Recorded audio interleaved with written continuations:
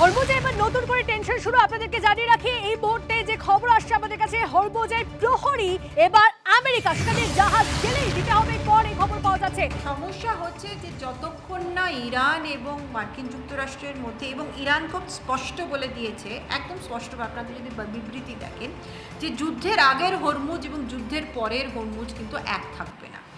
একদম স্পষ্ট এই বার্তা তারা দিয়ে দিয়েছেন। এবং এই 60 দিনের যে এই সিজ ফায়ার বা যাই বলুন, তারপর কি হবে তার কিন্তু রূপরেখা, কিন্তু মানচিত্র কিছু নেই, ম্যাপ নেই। নিয়ম অনুযায়ী কোনো ইন্টারন্যাশনাল প্যাসেজকে কোনো রাষ্ট্র আলাদা করে কর আদায় করতে পারবে না। ঠিক অন্যদিকে মার্কিন যুক্তরাষ্ট্র সিকিউরিটি দেবার নামে যে করের দাবি করছে, সেটাও কিন্তু ন্যায়সঙ্গত না।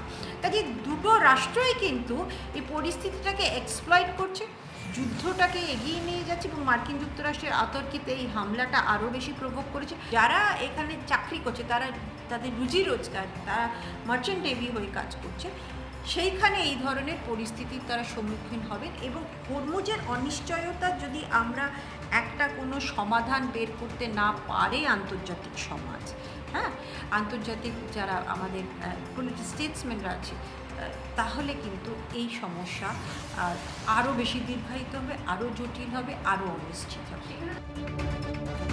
এই যে এনার্জি সার্কিট এবং এনার্জি ইন্ডাস্ট্রি যে বিভিন্ন রকম এক্সিস্টেন্সকে কেন্দ্র করে আমেরিকা এবং ইরান যে লড়াইটা লড়ছে, এটা কিছুটা হলেও আজকের ডেটে ব্লাইন্ড ফাইটে পরিণত হয়ে গেছে। ইরানের যেরকম এনার্জি সেক্টরগুলো ধ্বংস হয়েছে, আমেরিকার যেরকম ইনভেস্টমেন্ট ইনফ্রাস্ট্রাকচারগুলো ধ্বংস হয়েছে, এটা কোনোদিনই কোনো পথ দেখাচ্ছে বলে আমার অন্তত ব্যক্তিগতভাবে মনে হয় না। রেসপন্সিবলি দুটো দেশের কোথাও একটা গিয়ে একটা কনক্লুসিভ স্টেটাসে পৌঁছানো দরকার।